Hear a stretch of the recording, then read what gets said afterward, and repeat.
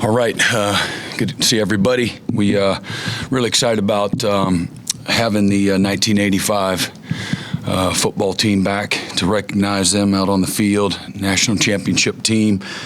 It's a team that went 11-1, beat Penn State in the Orange Bowl, and a lot of all-time Sooner greats were part of that team. So it'd be really great to have people like the Boz and Keith Jackson and Jamel Holloway, Tony Casillas, Kevin Murphy, and obviously several more, just to kind of name a few.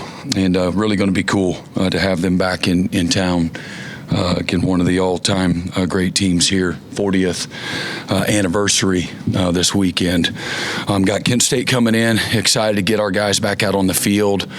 I said this to y'all last Thursday. We had a fantastic bye weekend, just again the focus, the energy, the detail. There's just a lot of intentionality. We spent a lot more time on a bye week against each other, and also just working on fundamentals, the positions and scheme-specific fundamentals. Obviously, issues that have maybe caused us some problems through the first 4 games, but really excited about the buy-in of this football team. Up to this point, we don't have anyone that's satisfied or that's hard to coach. This is a team that is hungry and has the humility to do the things that are necessary to continue to improve and develop, because we're not anywhere close to where we want to be or we need to be or going to have to be here to manage the challenges that are in front of us moving forward.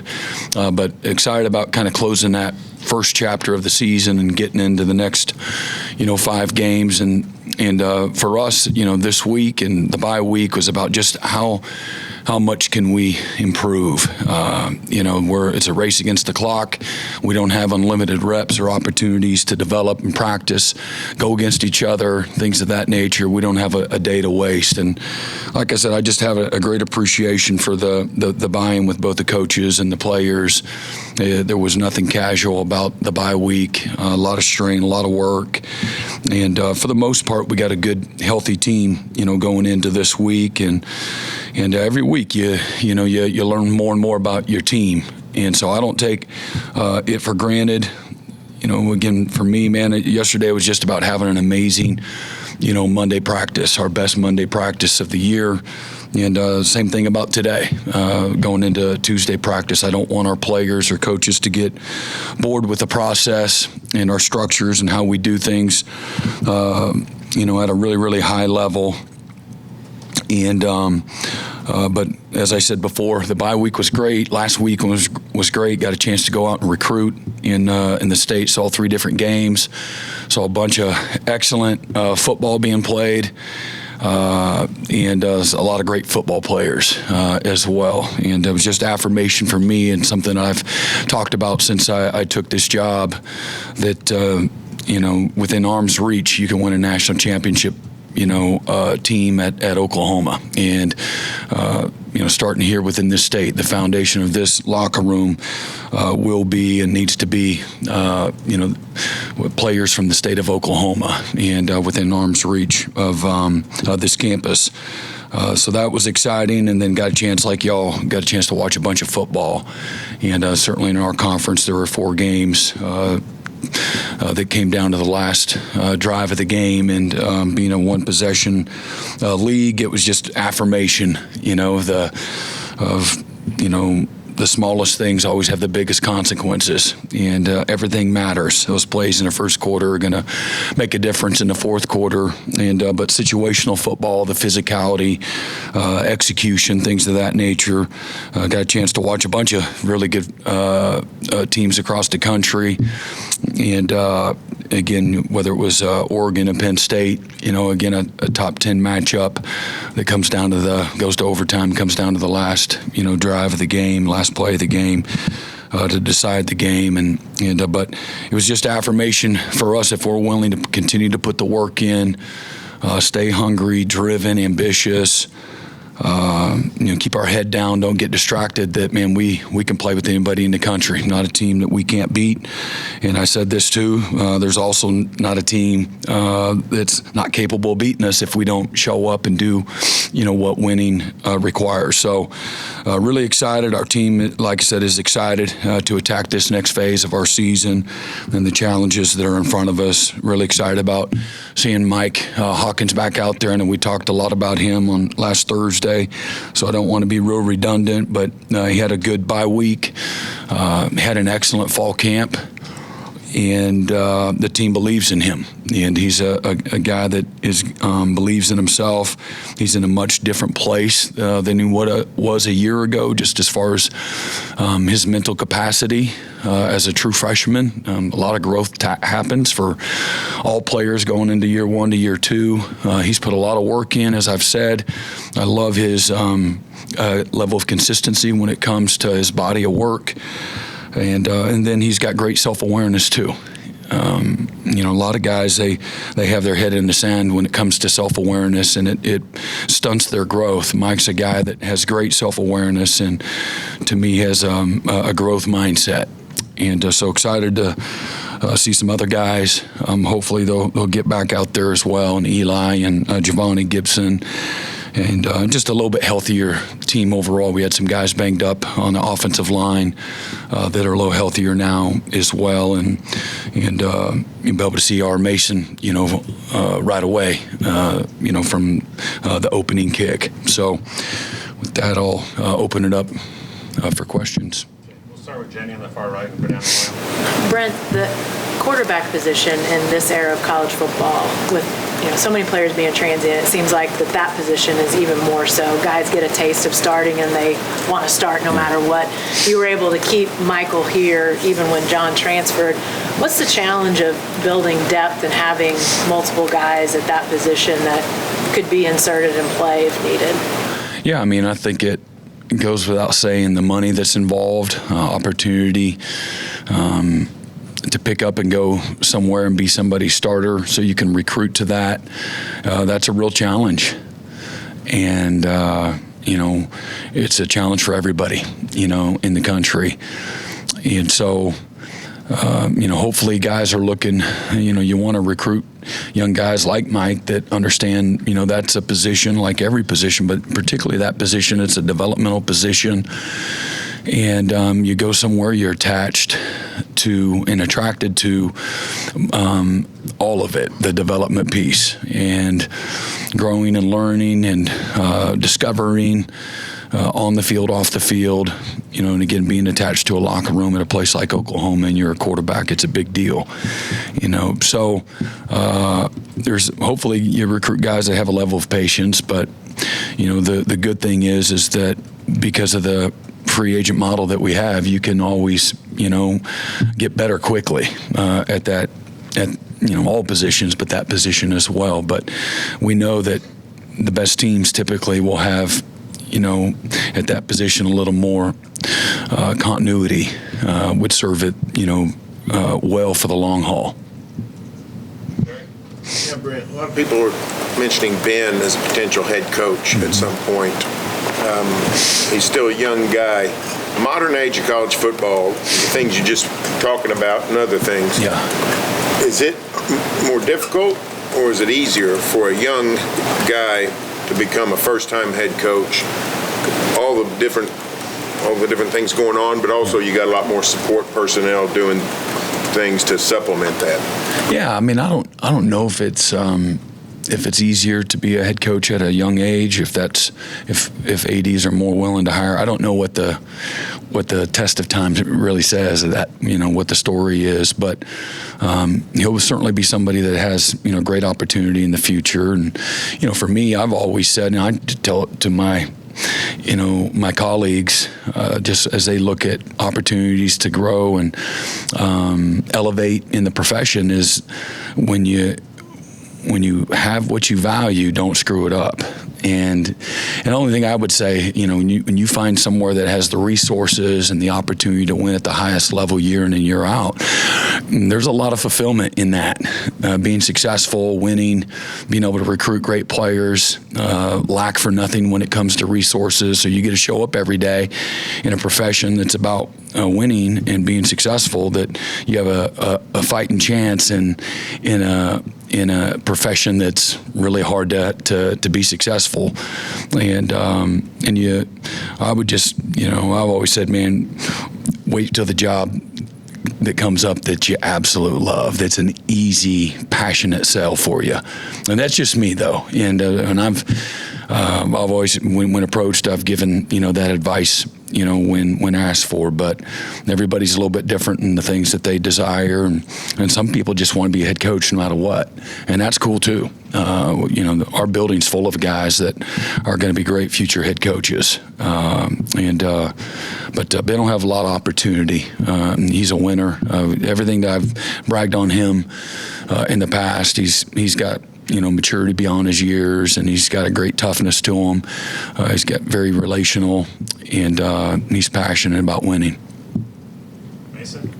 Yeah, Brent, as you guys have been getting Mike ready to step in here, how much has it helped to have a guy in John Kuceyeski that has worked with Ben, knows what he wants, and knows his way around quarterbacks? Yeah, it's a tremendous advantage. John's very talented, excellent teacher, knows what he wants.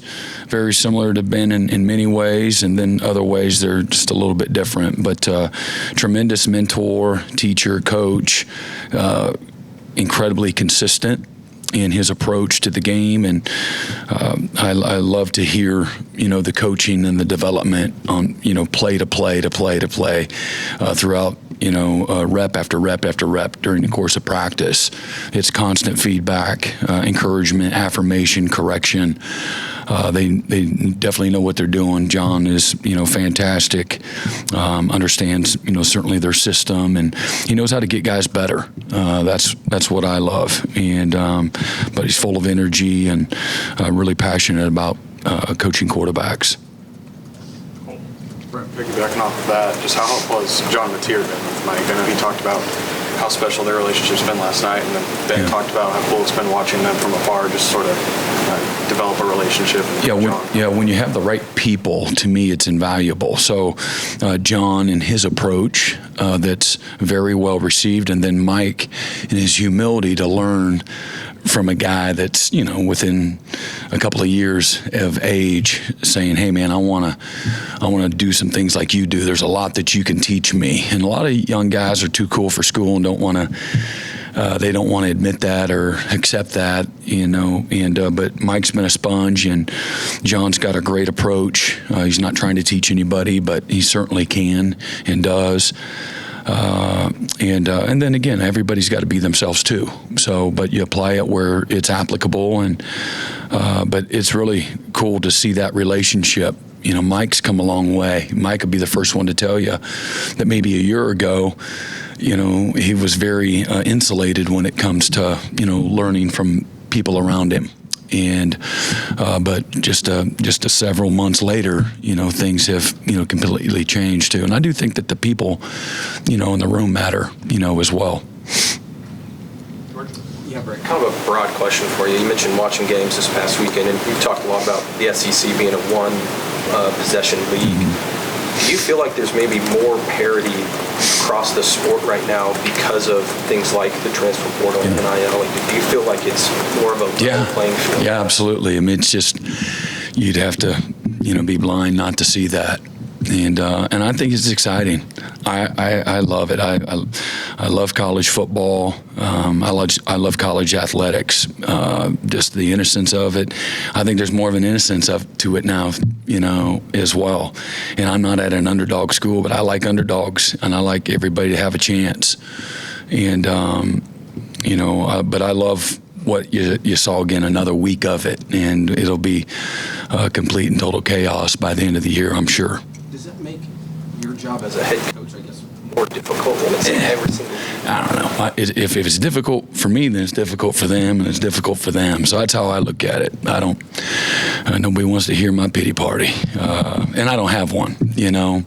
I love to compete, and as long as everybody's going by the same rules, I don't care what the rules are, and so that's it's a lot of fun. The challenge of the challenges of the environment that we're in right now. I think it's a lot of fun. And like I said, if it was one-sided and my problems were a lot more than somebody else's, then I wouldn't feel that way. But it is. There's more equity now than ever. Second row, far right, Ryan Avery. Yeah, Brent, you talked a couple weeks ago after the Michigan game about recruiting and how that dynamic maybe was different in that environment. I wanted to ask you this season with Jim Nagy and his staff as part of things, how has recruiting on home weekends changed at all for you, and how has that allowed you to shift maybe some things you've done in the past? I mean, it's very demanding, just like it always has been. You got recruits coming to your hotel on Friday night and having dinner with you while you're really focused on 3rd and 3, and walking through with your players and watching film and things like that. Saturday, you get over here and we've been meeting with them. I meet with several players one-on-one prior to the game, and I meet with them out on the field prior to the game. And then I meet with them after the game, and then I meet with them on Sunday after the game. And so none of those things have changed. If you want to do a good job, I could be lazy and say, hey, man, just give me whoever you want. But if I'm a recruit and if I'm a parent, then I want to know who the coaches are. If I'm a recruit and I'm a parent, I want to know who's going to mentor and love on and encourage my son in some of the hardest, darkest moments of his young life. Who's going to hold him accountable when we can't be there? If I'm a parent, that's what I want, and I'm passionate about that. So I would be negligent and lazy both if I just they'll handle it. That's what they pay you for. That's one way to look at it. But man, it's a team. We're trying to be more efficient than we've ever been, a little more focused than we've ever been. But it takes what it takes. And there's a human element, there's a relationship element, and there needs to be a connection element that goes beyond the recruiting staff. And we've always had a recruiting staff that have helped manage game day weekends and official visit weekends, and so it still takes all of that too.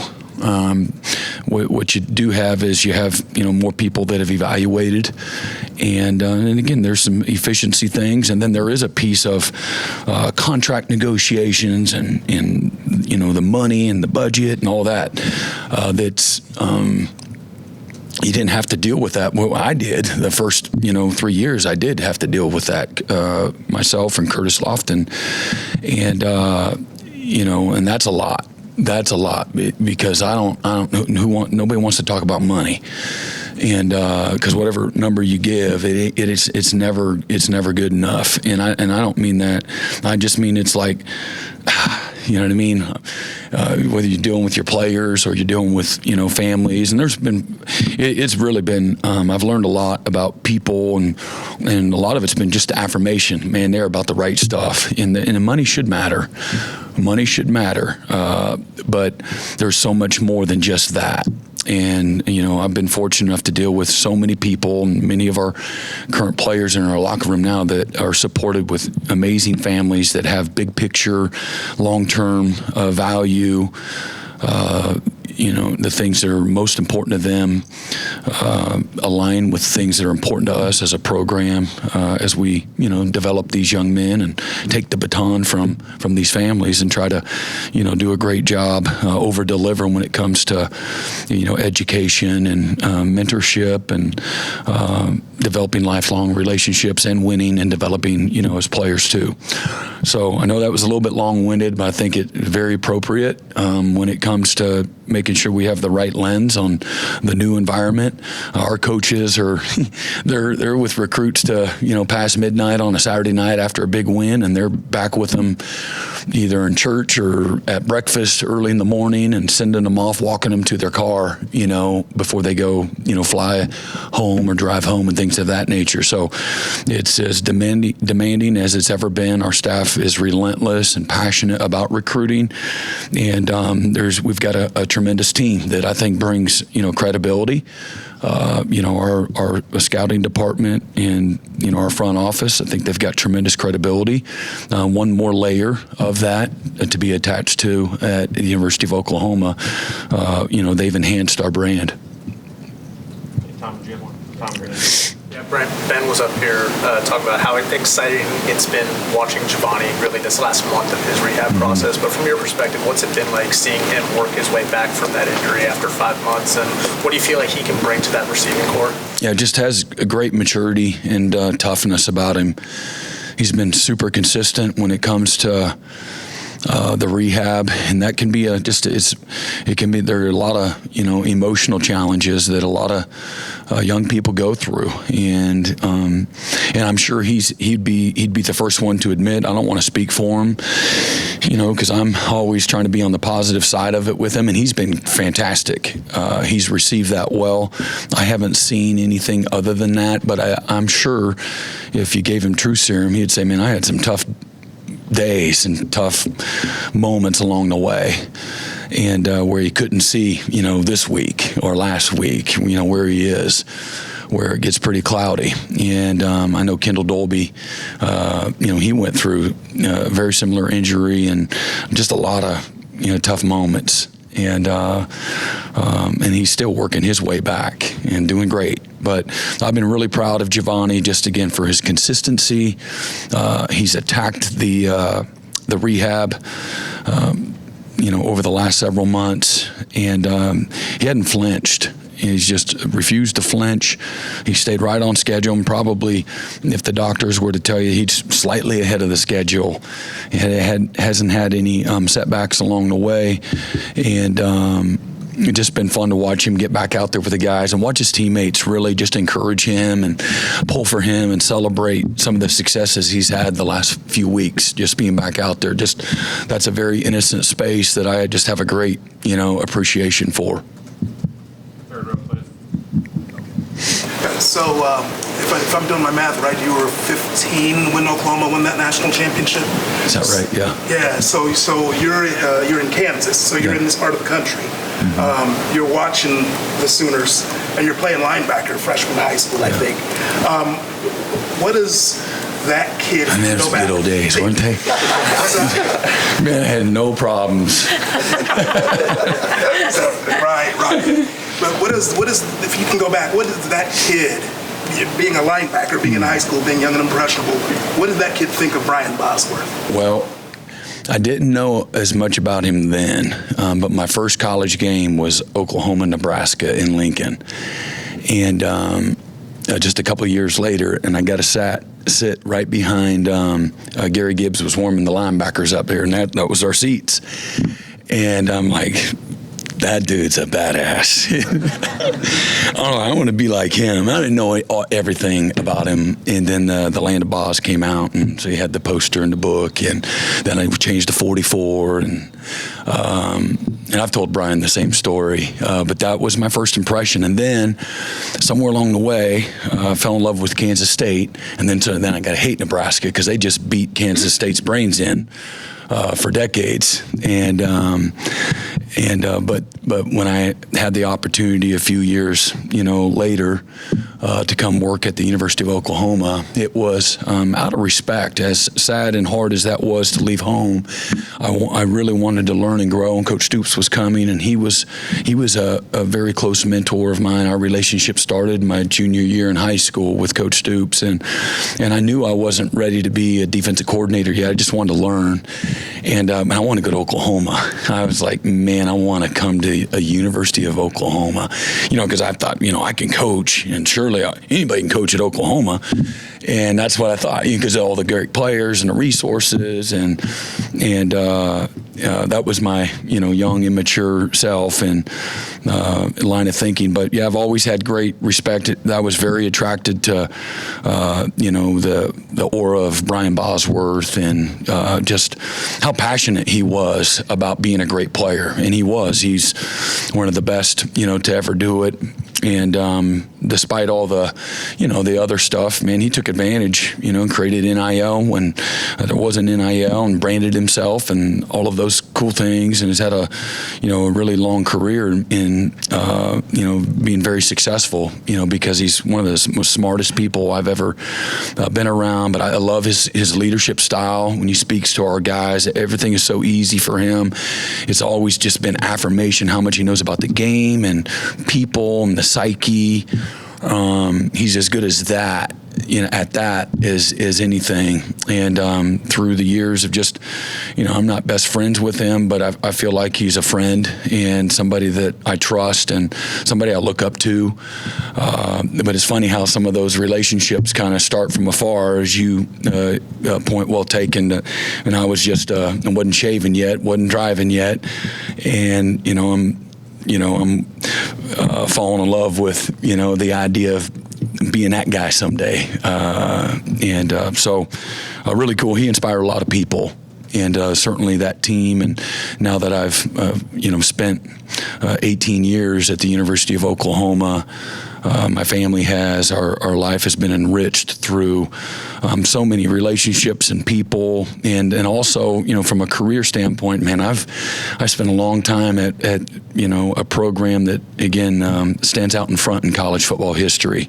And so incredibly fortunate and thankful for Brian and all these guys that are coming back. The guys that I mentioned, I've been around, several times through the years, and just, these guys are winners, and just more affirmation too. And watching Coach Switzer and his relationships with these players, man, it's just so much to be admired and respected. They love him like a dad. He was a father figure for them. It changed their lives. They'd be the first one. I mean, you talk about influence and impact. Man, Coach Switzer's long been a pioneer in this profession, and so it's going to be cool to have that team back, along with Brian. Mm-hmm. Joe Masato. Yeah, Brent, just following up on that, what has Coach Switzer meant to you over the years, especially now that you've been back as head coach? Yeah, I wish he was. He used to come out to practice all the time, and he'd come by, and man, as everybody here knows, he can really take you back to some cool moments in time. We had him as our keynote speaker to our coaches clinic the year before last, and he was fantastic. But man, what he has stood for, so humble. He's such a humble guy for the success that, he's had in college football history. To see him and Coach Stoops, when they're around each other, Coach Switzer's a little, he's a little more, Coach Stoops is a little more reserved. Coach Switzer's he's out kind of leading the charge, and it's an absolute blast. We have a function prior to during fall camp where we have all the coaches there and a lot of people here in the community that support Oklahoma football, and Coach Switzer's always there. Coach Stoops is always there. And again, the stories and just the energy, the passion, the connection, the familiarity, the comfort that you have. Special, Coach Switzer, special in every way. You feel like you've known him, your whole life. And, one of the best to ever do it, man. We're fortunate to be able to experience, what he's all about, in this day and age. Mm-hmm. James Hale. Brent, you're in the top four of a lot of defenses through 4 games, a lot of defensive stats in 4 games. I don't know this week what kind of test you're going to get, but following that, you're going to get tested even better or more going in. How confident are you in your defense at this point that you're going to meet all those challenges? Yeah, I'm confident in the people I work with every day. That's what I'm confident in. And as I've said, not just because you have a talented roster doesn't mean they're going to be, known as a great unit. There's a lot that goes into it, and a lot for us. We've done well. We've passed a very small test up to this point in time, and the true test and the identity will be defined, when the season's completed, and that's the challenge for this team. Are they going to stay, focused, dialed in? Are they going to stay? Are they going to have the willingness to continue to put the work in and stay humble and, again, have a great awareness, things of that nature? So it's been good. It's been good. This is a group of guys, as I've said, man, they let you push them to the limit. They receive coaching very well. They've got really good self-awareness. They show up every day like something's on the line, passionate. You watch the interaction with each other. There's a real chemistry and a love, trust, and respect that the really good units got to have. And so that's the test, sitting in front of us. The challenge is going to only enhance as far as the X's and O's, the players, what's on both sides of the ball. It's the teams. It's, if we're successful in defense, our offense is putting pressure on people, to make people a little more predictable. If the offense is punting every series, that puts a little more pressure. That bleeds over into every area of your team. And it'll be hard to be elite if that were the case. So, again, complementary football is something, again, from a team efficiency, and we have plenty of areas where we're weak or not as good as what we want to be or what we hope to be or what we're trying to be. But our overall team efficiency is pretty good. And, again, through 4 games, offense, defense, and special teams. So, but I'm excited about the group of the people that I'm working with. As I said, we got leaders, guys, again, that are highly invested. They're invested in winning and what winning requires. And so that makes it a lot of fun for me. You can still be good if they weren't as passionate or if they weren't as humble. It just make it harder and not as much fun to deal with day in and day out. But I don't take any of it for granted. I know if I don't, they won't. It starts and begins and ends with me and the coaching staff. And I've appreciated our coaches. I had a good message for them yesterday morning as we began our week about how we can improve. Instead of giving it lip service, what's that mean? What does it look like? It means, man, we freaking take the field. When it's time for the unit to run out, we take the field. In no way, shape, or form is it casual. Man, we're running from the sideline to where the ball is, with urgency, with purpose, with intensity, with focus, with communication. And it starts with us, so what we're willing to tolerate from the time they break the huddle to run onto the field. And that's both sides of the ball. That's the kicking game. And so, that's that's how you improve. You don't improve just because you're there. Hey, let's do a little harder. Let's work a little harder today. That doesn't go anywhere. That's spinning your tires in the mud. It's, you got to be real intentional with the basics. If you go out there in a casual way, you jog out. A couple guys are walking out, and you expect that to have an elite performance, an elite snap, or an elite series. You're fooling yourself. So, just try to peel it back to some of the basics. Man, we start the fight. That's what it needs to look like this week when we're going good against good, or offense, defense, we're going against the scouts. When you should start the fight, and I don't mean literally fighting. You should start the fight, man. Attack.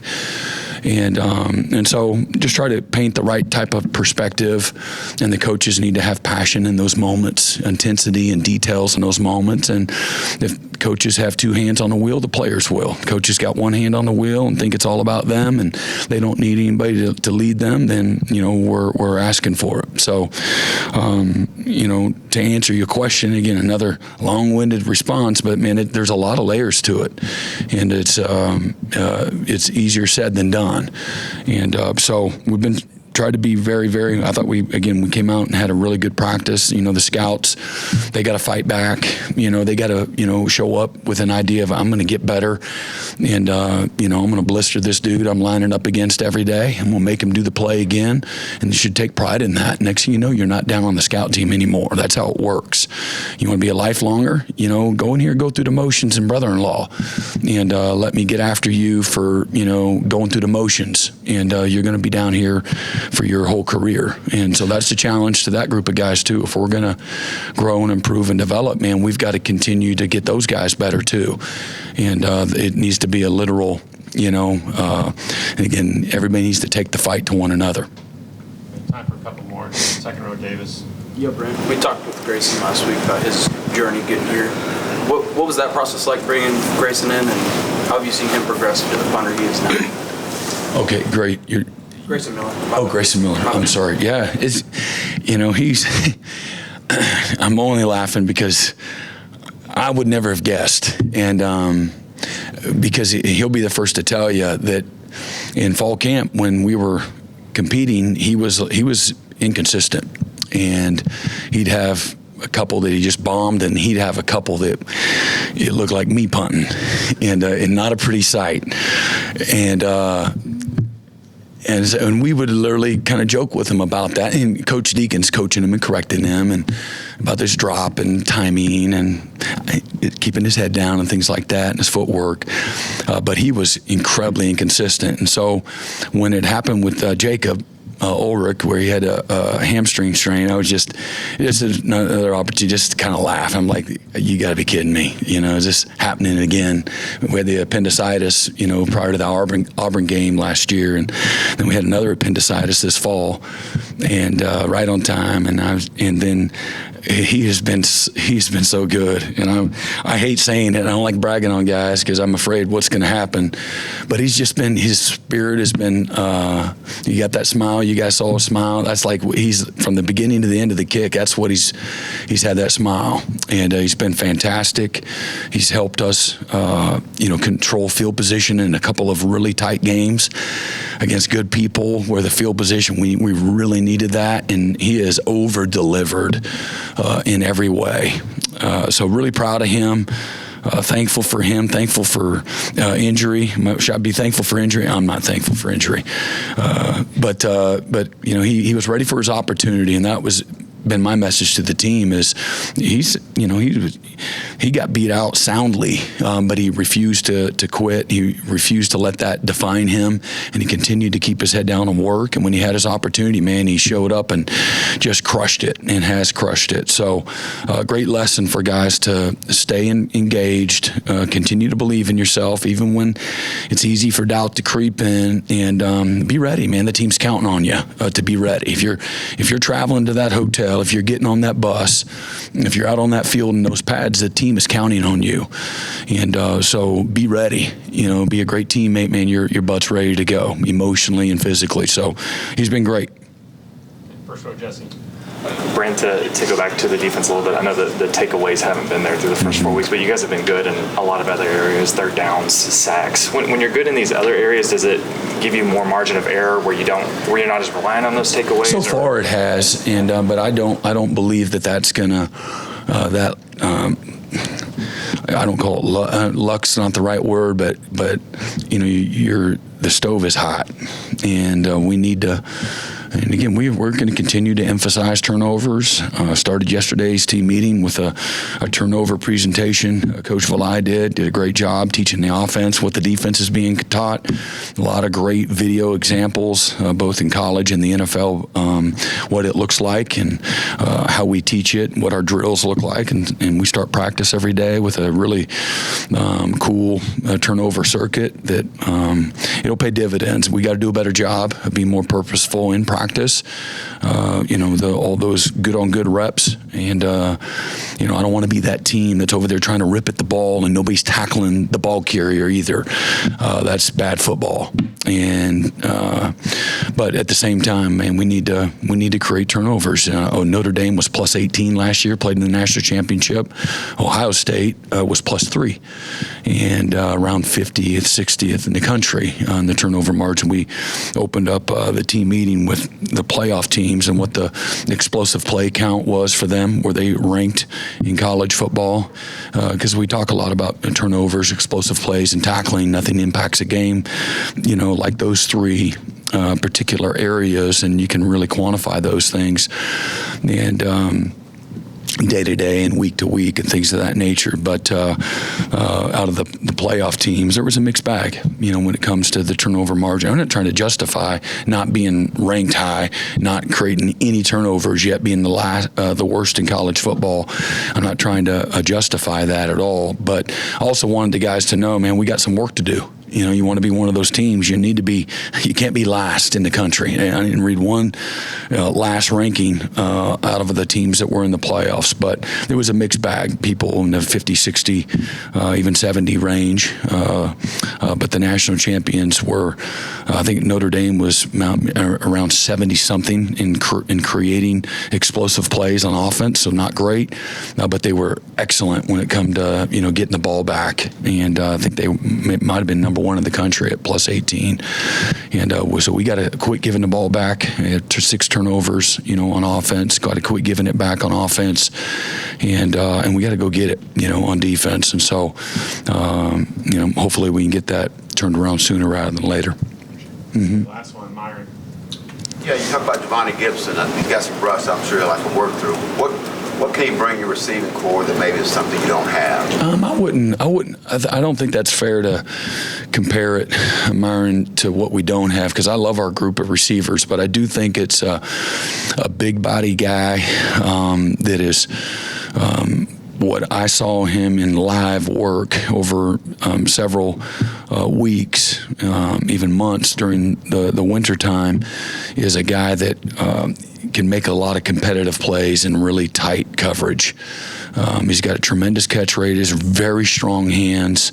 He's got the innate ability to bring the ball all the way in and finish the play with strength at the top of the route, and tremendous body control, run after the catch. He can break tackles. He's always open. He's one of those guys. And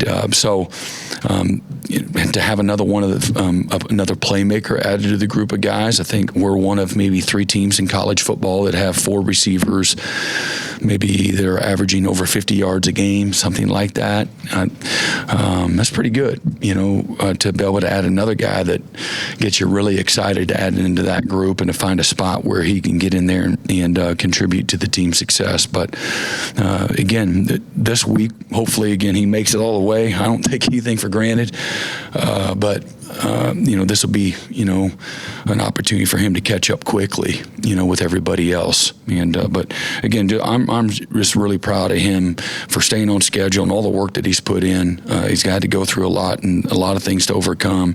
Amazing family and their support, to get him to this point. This week I'm excited to see him, get his first touch. Thank you, Coach. All right, appreciate it. Yep, you bet.